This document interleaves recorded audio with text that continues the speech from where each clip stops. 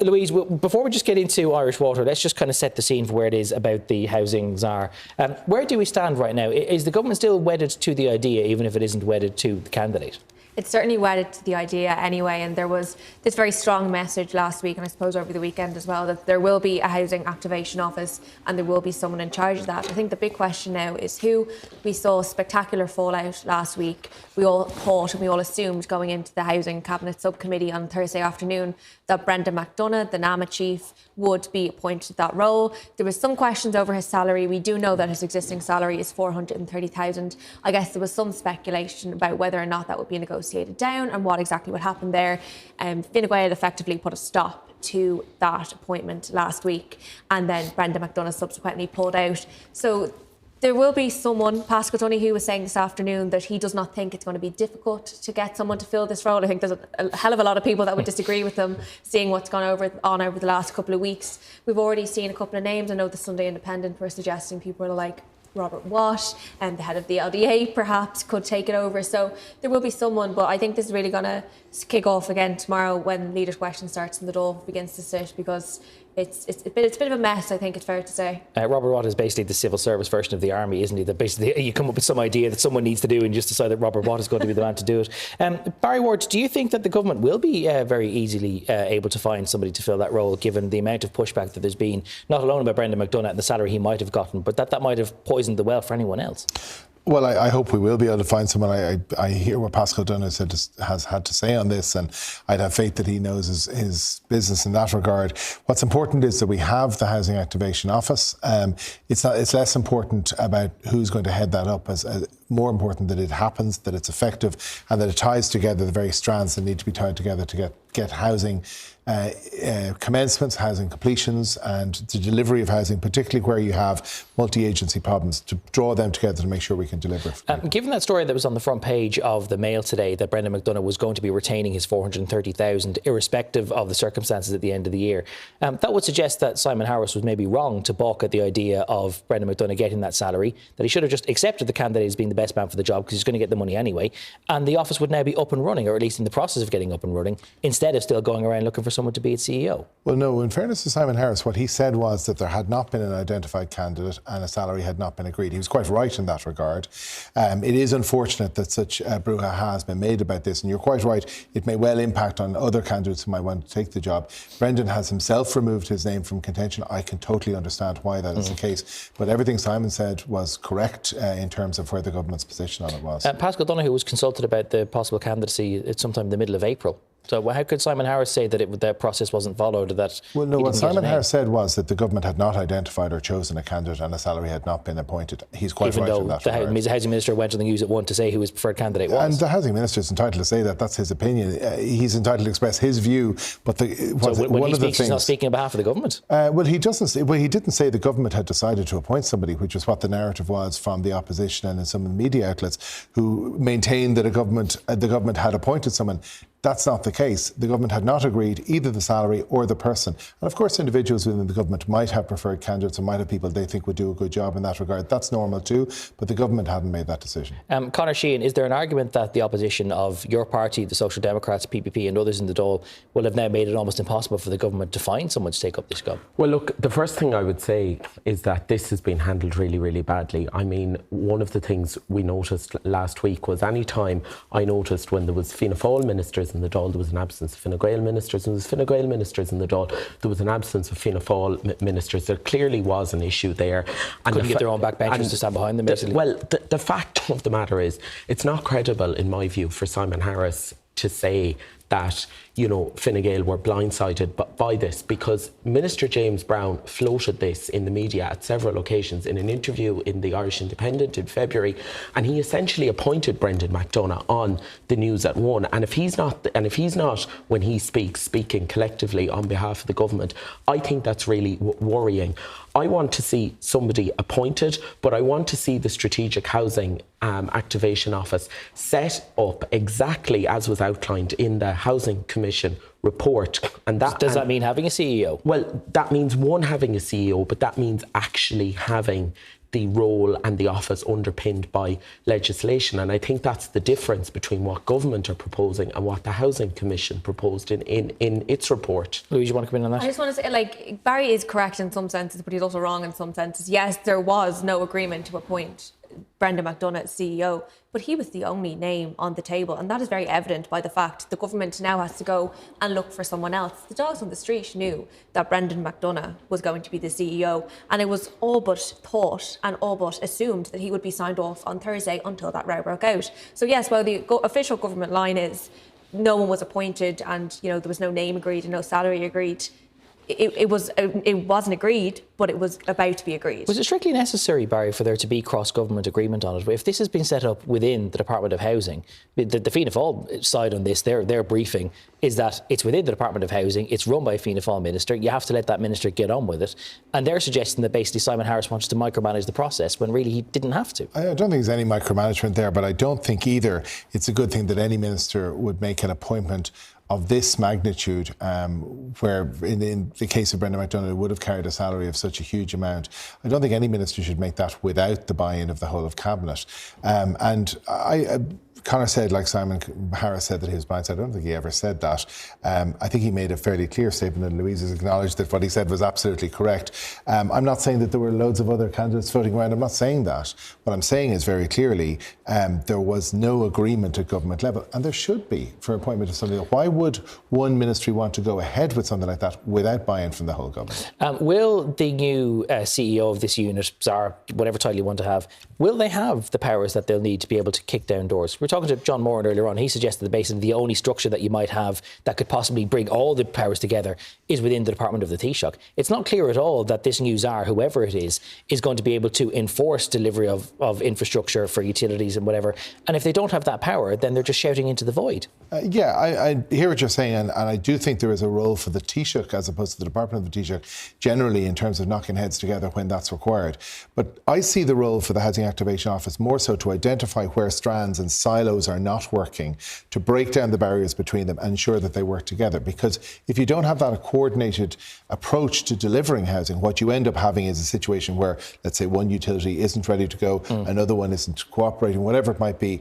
Having them all work together is the only way we will achieve the delivery of housing for ordinary people around the country who need it. Well, one primary way that we would do that is making sure that all of the utilities are adequately resourced. And that brings us to today's news about Uisce Éireann and or rather this week's news about Uisce Éireann and the amount of funding that they have. Conor Sheehan, your stance on this, because it does seem like basically Uisce Éireann have been sold a pup, that they were told they were going to get $1 billion more in the budget, and actually it's just a replacement of other government money that they're not getting. The first thing I'd say is that my colleague, our finance spokesperson, Jed Nash, has been chasing this by PQ for the last couple of months to see had Uisce Éireann actually received the money that was supposed to be the extra $1 billion in capital investment. Now we find out via the Irish Times that that's not actually any additional money, that now that Uisce Éireann essentially have that money, it will allow them to borrow less. And I think it's clear for everyone to see, right, from all political parties and none, that our water infrastructure is a dog's dinner at the moment. We have widespread raw sewage flowing into our rivers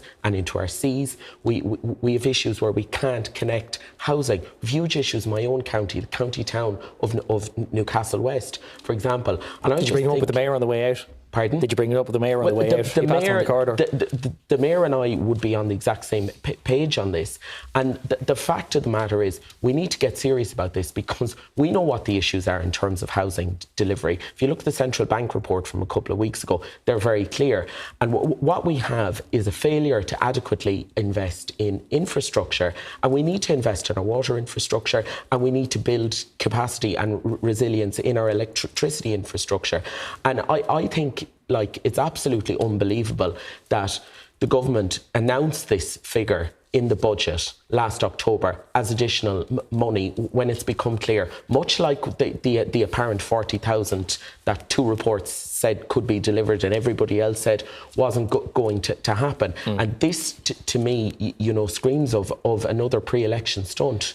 Barry Ward, the suggestion seems to be coming from Irish Water that this $1 billion coming from the sale of AIB shares means that they're just not going to borrow that money. What's stopping them from borrowing that money as they were going to do anyway? Could they not have taken the $1 billion from the AIB proceeds and borrowed money on the markets to fund whatever they needed. Yes, I think they can, but I think you also have to be careful about that. But just to be absolutely clear, the €1 billion was not in the voted line for Irish Water in the budget for this year. So it is additional in that regard. But here's where I will agree with Conor. It's $1 billion more than they would have had last year. Well, it's borrow less. No, what I'm saying is it's additional to the money that was voted through in the budget last year. It is additional in that regard. But I will agree with Conor in this respect. We are not investing enough in Irish water or in water infrastructure generally. And that is something that's acknowledged by the government. What you see here is a serious move by the government to ensure that we do deliver that. And we're going to need more than that billion. We're going to need to invest more money in that. And you don't have to go to Limerick to find that problems. I mean, in Dún Laoghaire, we have a major problem with an outdated Victorian sewer system that also allows untreated sewage to flow into Dublin Bay. And in our capital city, that is absolutely unacceptable. It's going to require a serious effort over a generation to fix that nationally. And that will include serious financial investment. It's nearly 10 years since we had the Future of Water Committee. My former party colleague Jan O'Sullivan sat on that committee. It's one of the reasons why we as a party voted against the 2017 Water Services Bill, because the fact of the matter is Uisce Éireann need an additional 60 billion. That's what they need. That's what they came out last December and said. What's the time frame for that? 60 billion over how many years? 25 years. Over 25 years. But they need an extra 1.7 billion now. And the fact that this money that was promised apparently as additional capital investment has not transpired to be that means we need the housing minister to come before the Dáil to make a statement and to set out clearly what the current funding of Irish Water is. I'm still not clear though why, if they're getting 1 billion out of the AIB money, that they still can't continue to borrow as they were going to. Because the whole point of setting up Irish Water was that it would be this corporate vehicle that could borrow and it wouldn't appear in the state's balance sheet. So if you weren't able to charge for water anymore, you could at least borrow from somebody else and get the investment that you needed. I don't understand why they can't do that. I'm not saying that they can't do that, but one of the difficulties if they can't, so what's the issue? One of the difficulties for Irish Water is it does not have a revenue stream other than that comes from central government. So one of the issues that we have, and you think listening to Conor that nothing had happened in water infrastructure, we have invested enormous amount of money in water infrastructure. It's not enough, Conor, and I agree with you there. But what we have done is massively reduce leakage rates, for example, which was the first point to start.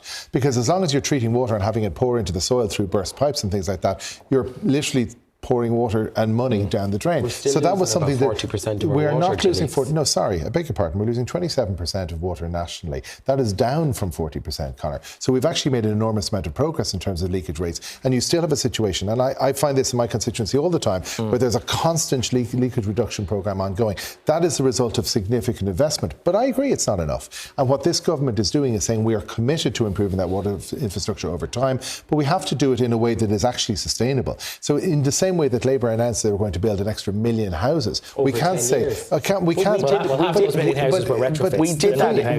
We did that in the 1950s. But we did not build 1 million houses overnight in the 1950s. No, nor did we come out overnight. before election and simply announced we were going to do it without identifying how we were actually going to do it. Louise, you were at a press conference earlier with the Minister for Public Expenditure, Jack Chambers, where he was asked about this discrepancy between what Irish Water thought it was going to get and what it might actually be getting. What did he have to say? So what he said was that this €1 billion is in addition to the voted funding, I guess, provided in the budget as part of the overall funding mix for capital investments. So make of that as what you will. But that's quite the word salad. Quite the words, quite a number of words there from Jack Chambers. But he was saying that it was in addition.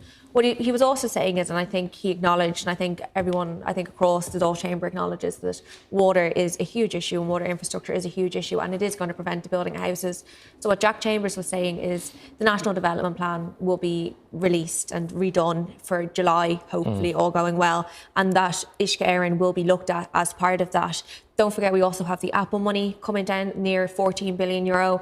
They still haven't decided what they were going to do with that, but Jack Chambers said during the budget that a significant amount of money would go to water and to other kind of infrastructure projects. So water was a big one. So he was acknowledging in one sense that Uisce Éireann don't have enough money and that they do need more, but very much insistent that this was additional money. So it's kind of a mix of things, really, saying we've given them money, but we accept that they need more and we will do more. So whether that's enough to kind of, settle nerves in Irish Water, we'll have to wait and see. But this is not a good look for the government if Uisce Éireann are saying that they don't feel they have enough money. So if there's a new national development plan coming in a couple of months' time, that might be one arm of funding. But Barry, the government is now in situ for the guts of 4 months. The last government very consciously put off a decision on what to do with the Apple money because they said it should be for whoever gets the mandate the other side of a general election. I know it took a while for the government to be formed, but that was 6 months ago now that we've had the election. And the new government is largely constituted by the same people as the old government. Why haven't we got a plan yet on how that €14 billion is going to be spent, given that there is, by the government's own admission, so many infrastructural failings? Well, there is, in terms of the National Development Plan, for example, there is a review coming up at that, and we're going to be looking at new housing targets and lots of other ways in which we should be spending that money. There are plans in terms of building that money, but remember, or spending that money, it's not something that's going to come in one lodgement, a massive amount of money. It's not going to work that way. What's important, however, is that we identify the priorities for the spending of that money over time, instead of just making big announcements. And of course, if the government turned around tomorrow and said, we're going to do X, Y, Z and the rest of it, then they'd be criticised for doing that as well. Why would they be criticised for doing that? Why would they be criticised for putting meat on the bone of the plan? Because as soon as they announce something they're accused of trying to turn into politics, or trying to announce something that they can't deliver, whatever it is. What's much more important is... Fine with the criticism. If the opposition tells you that politicians are being political with stuff, fine. But why you make the announcement anyway? Because, Gavan, what you have here is a government that actually behaves responsibly and realistically. And instead of just saying... The government has been fighting with itself for the last week. I mean, you've been going at it like William. You've gone at it like William and Harry. It's ironic that is coming from somebody who walked out of the door, shouted down the Ceann Comhairle, prevented the door from doing it. Your party did. I did not. Your party shouted down the Ceann Comhairle. I was there. I saw members of your party doing it. And that is the kind of thing that disrupted the government from doing its business. So let's be honest about that. Yeah, but we had what you are dealing with here is a government that takes responsible action. And when we say we're going to do something, there's actually a plan behind it. It's not just a bold announcement. Like delivering the 40,000 houses. Or the million houses that you said you could deliver without actually identifying how you could do it. We're not the government. We set that out very clearly in our manifesto in the general election. What I'm saying is, if the government is going to actually make an announcement about how it's going to spend money, then A, we have to identify that is the best way to spend it. It's taxpayers' money at the end of the day. B, we have to say that we can do it in a way that's going to benefit those taxpayers. And C, we're going to be able to do it within the time frame in which it needs to be done. So just throwing it all out there and picking favourite projects and things like that is not the way it should be done. It should be done in a planned way, consultatively, and by identifying the best way and the most productive way for the people of Ireland to spend. Just before Conor comes back in, I don't think anyone is saying that the government needs to publish a wish list of favourite projects, but even at least saying it's 14.1 billion, Irish Water can have 4 of it, EirGrid can have 4 of it, and that you give those utilities at least a peace of mind of knowing what they might get down the line. Conor, your point. Look, my party went into government with Fine Gael many years ago at a time when the country was financially on its knees, and we know how to do crisis management, and we also know how to guard the public purse prudently. So the whole idea that I or anybody in Labour would suggest fritting that money away is absolute nonsense. But what we need to see is a plan from government in terms of how they are going to invest that money to garner the best return. And I believe, as does my party, we set it out in our manifesto, that money needs to be invested into critical infrastructure, because we are not going to have a hope in hell of delivering anywhere near the houses we need unless we ramp up investment in water and in the capacity of our electricity grid. Just following up on the observation that I made to John Moran earlier, Conor, because I know your party, as you mentioned, you were in the government in 2011 to 2016. Your party held the brief which was trying to introduce the very contentious water charges as they were then. In hindsight, was setting up of Irish Water as a single national utility a bad idea, considering that it meant that local authorities no longer had direct control over making sure that greenfield sites had the waterworks that they needed to build on? I don't necessarily think so. I think that obviously there was an issue at the time around the future funding of water. We came up with a solution at the time that was, let's face it, about as popular as lumpy vomit.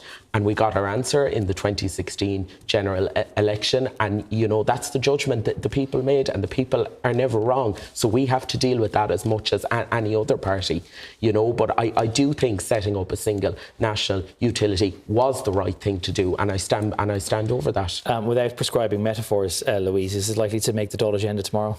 I think so. I think it'll probably be as popular as lumpy vomit when it makes its way onto the Dáil floor as well. But I think so, and I think this kind of speaks to the wider scandals I suppose we've seen in the housing sector over the last while. be it, the 40,000 homes the government promised last year in the election, be it the fact they haven't hit their social housing targets since they actually set the social housing targets. It's kind of just another issue that has come to bear with housing, and probably won't be the last one either. But I think definitely Micheál Martin will be quizzed on this in the Dáil tomorrow. Barry, what should he say in response?